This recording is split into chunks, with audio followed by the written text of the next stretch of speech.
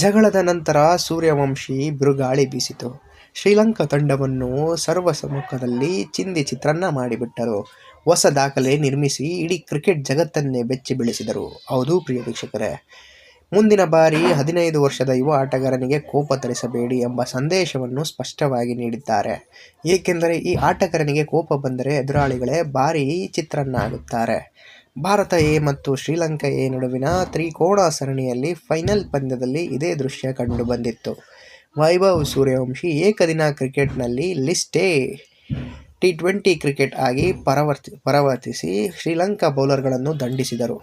ಮೊದಲಿಗೆ Vaibhav Suryavanshi list A ಕ್ರಿಕೆಟ್ನಲ್ಲಿ ಅತಿ ವೇಗ ಅರ್ಧಶತಕದ ದಾಖಲೆ ನಿರ್ಮಿಸಿದ್ದರು. ಶ್ರೀಲಂಕಾ ಎ ವಿರುದ್ಧ ಫೈನಲ್ ಪಂದ್ಯದಲ್ಲಿ ಕೇವಲ 11 ಎಸೆತಗಳಲ್ಲಿ ತಮ್ಮ 50 ರನ್ಗಳನ್ನು ಪೂರ್ಣಗೊಳಿಸಿದರು. ಈ ಅವಧಿಯಲ್ಲಿ ಅವರು 5 ಬೌಂಡರಿಗಳು ಮತ್ತು 5 ಸಿಕ್ಸರ್ಗಳನ್ನು ಸಿಡಿಸಿದ್ದರು.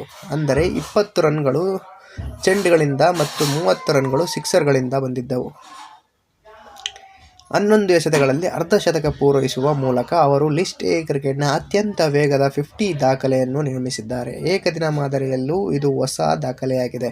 ಇದುವರೆಗೂ ಎಬಿ ಡಿವಿಲಿಯರ್ಸ್ 16 ಎಸೆತಗಳಲ್ಲಿ ಅರ್ಧಶತಕ ಬಾರಿಸಿದ್ದರು. ಹಾಗೆ ಯುವರಾಜ್ ಸಿಂಗ್ ಟಿ20 ಕ್ರಿಕೆಟ್ನಲ್ಲಿ 12 ಎಸೆತಗಳಲ್ಲಿ ಅರ್ಧಶತಕ ಬಾರಿಸಿದ್ದರು.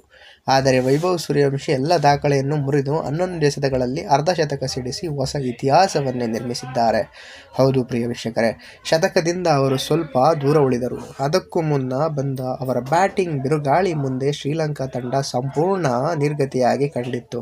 ವೈಭವ್ ಸೂರ್ಯವಂಶಿ 29 ಎಸೆತಗಳಲ್ಲಿ 94 ರನ್ ಗಳಿಸಿದರು. ಅವರ ಇನ್ನಿಂಗ್ಸ್ನಲ್ಲಿ 10 ಬೌಂಡರಿಗಳು 8 ಸಿಕ್ಸರ್ಗಳು ಸೇರಿದ್ದವು. ಶತಕ ಪೂರ್ಣಗೊಂಡಿದ್ದರೆ 29 ಎಸೆತಗಳಲ್ಲಿ ಶತಕ ಸಿಡಿಸಿದ್ದ ಜೇಕ್ ಫ್ರೇಜರ್ ಎಂಸಿ ಗರ್ಗ್ ಅವರ ದಾಖಲೆಯನ್ನು ಮುರಿಯುವ ಸಾಧ್ಯತೆ ಇತ್ತು. ಅರ್ಧಶತಕದ ದಾಖಲೆ ನಿರ್ಮಿಸಿದರೂ ಶತಕದ ದಾಖಲೆ ಅವರ ಕೈ ತಪ್ಪಿತ್ತು. ವೈಭವ್ ಔಟಾಗುವ ಮುಂಚೆ ತಂಡದ ಸ್ಕೋರ್ ಕೇವಲ 8.5 ಓವರ್ನಲ್ಲಿ 132 ರನ್ ಆಗಿತ್ತು. ಐಪಿಎಲ್ನಲ್ಲಿಯೂ ಇಂತಹ ಆರಂಭ ಅಪರೂಪ. ಆದರೆ ಲಿಸ್ಟ್ ಎ ಕ್ರಿಕೆಟ್ನಲ್ಲಿ ವೈಭವ್ ಸೂರ್ಯವಂಶಿ ಅದ್ಭುತ ಪ್ರದರ್ಶನ ನೀಡಿದ ಹೊಸ ದಾಖಲೆ ನಿರ್ಮಿಸಿದ್ದಾರೆ. ಕೆಲ ದಿನಗಳ ಹಿಂದೆ ವೈಭವ್ ಸೂರ್ಯವಂಶಿ ಮತ್ತು ಶ್ರೀಲಂಕಾದ ಆಟಗಾರರ ನಡುವೆ ತಳ್ಳಾಟ, ನೂಕಾಟ ನಡೆದಿತ್ತು. ಆ ಘಟನೆಯ ಬಳಿಕ ಫೈನಲ್ನಲ್ಲಿ ಈ ಎರಡು ತಂಡಗಳು ಮತ್ತೆ ಮುಖಾಮುಖಿಯಾದಾಗ ವೈಭವ್ ಮತ್ತು ತಮ್ಮ ಬ್ಯಾಟಿಂಗ್ ಮೂಲಕ ತಕ್ಕ ಉತ್ತರ ನೀಡಿದ್ದಾರೆ. ಜೊತೆಗೆ ಐಪಿಎಲ್ನಲ್ಲಿಯೂ ತಮ್ಮ ಕೆರಳಿಸಿದ ಎದುರಾಳಿಗಳ ವಿರುದ್ಧ ಅವರು ಹೇಗೆ ಅದ್ಭುತ ಪ್ರದರ್ಶನ ನೀಡಿದ್ದಾರೆ ಎಂದು ಆಗಲೇ ನಾವು ನೋಡಿದ್ದೇವೆ.